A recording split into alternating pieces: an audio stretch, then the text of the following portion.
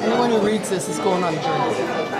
Oh, they are. Well, I think I've always thought about what it was to cross the ships, but your tale of the land journey, I was like, I would not have survived that. That was like the worst part. That was. Surprisingly, history has not been my favorite subject when I was in school. But I think now this history is important to me, so it's interesting, so now I am interested in history. Because it has a personal connection, then I could get into it. The Peter Robinson experiment, was that what it was called, or is that what you call it?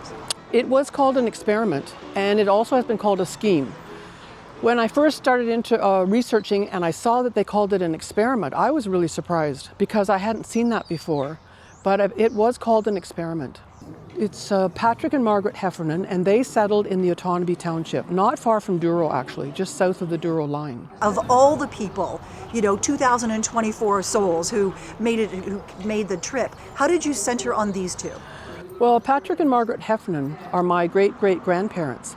And I always like to remember that Margaret's last name was Doherty. Her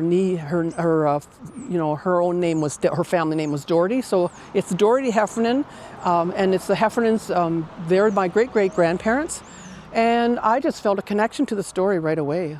I just couldn't imagine how they experienced what they experienced and survived it, and then we're all here.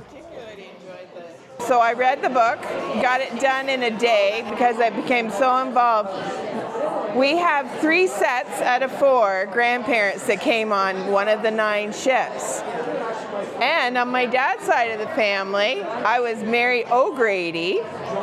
My dad's side of the family also came. So, couldn't be more Irish if I tried.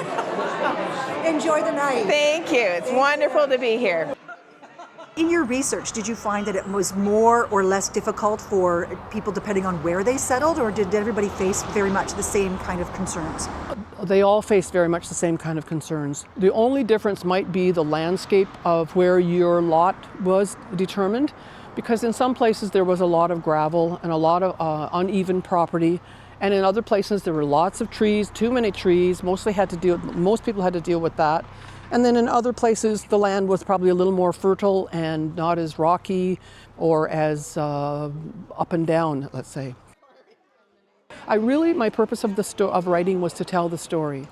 I wanted people to hear the story because we never heard about it in school. It was never taught, and my family said little bits and pieces about it, but the actual story of what happened in more detail and how people might have felt and their emotions I didn't feel that had really been covered. So I wanted to deal with that. I always try to think back to the fact that I started this story because of Patrick and Margaret, and it's in honor of those 2 people and all of their other participants, the other 2,022, because there were 2,024 people in the group that were involved. And really, I find that I want this to be a representation of all of them because it was a shared experience. And some succeeded and some didn't because of the tragedies that happened. But I'm focused, this is a story of success, yeah.